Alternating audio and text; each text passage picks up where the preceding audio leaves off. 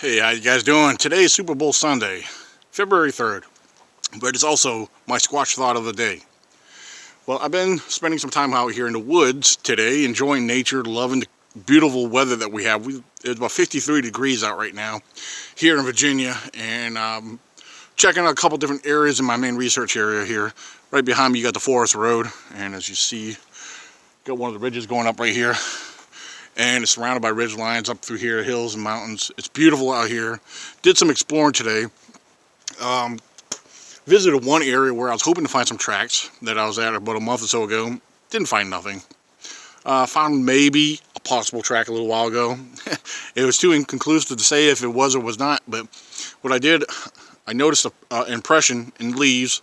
I removed the debris, the leaf litter, and some of the pine litter, and it appeared to be a track, but I can't say for sure. But right behind camp, I know there's been activity back there. I have found other solid tracks, and right across the forest road right here, there's a very special location here. This set of forest right here in this general area is very special for me in general. 2014, we've had our encounter just around the corner over here back there. We've had a lot of vocals and tree knocks, a lot of activity in there. And there's another little tiny camp spot right up the road here where I've camped at numerous times by myself.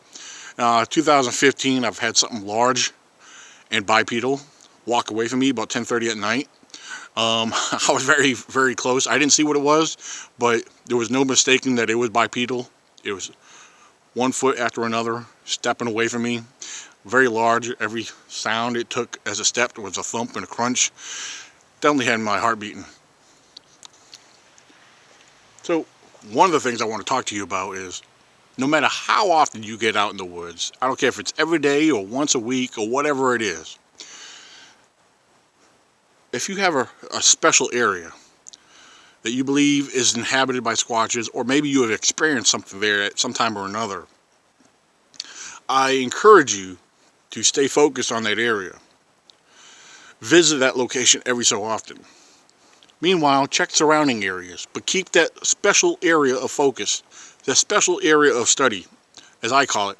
My general research area, the National Forest here in Virginia, there's over 130,000 acres. That's not included other forests in other states that it connects into that's very remote and vast.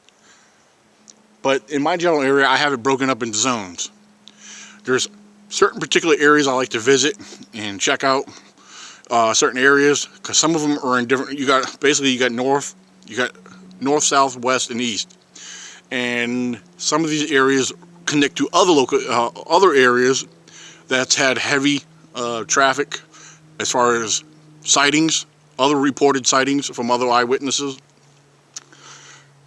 It's very important to keep special attention and follow up on these areas. By doing so, just like with the wildlife, you want to study wildlife. For a hunter, if you're hunting a certain area year after year, a lot of us set up trail cameras. Okay? Trail cameras, why do we set up trail cameras? We set up trail cameras to observe what might be coming through the area. Also to try to understand and get familiar with the deer, the pattern that the wildlife, what wildlife is passing through that area. Just like a squatcher, a researcher, such as myself, independent researcher as myself, I like to observe the patterns of wildlife and also go out and look and find where I am finding tracks.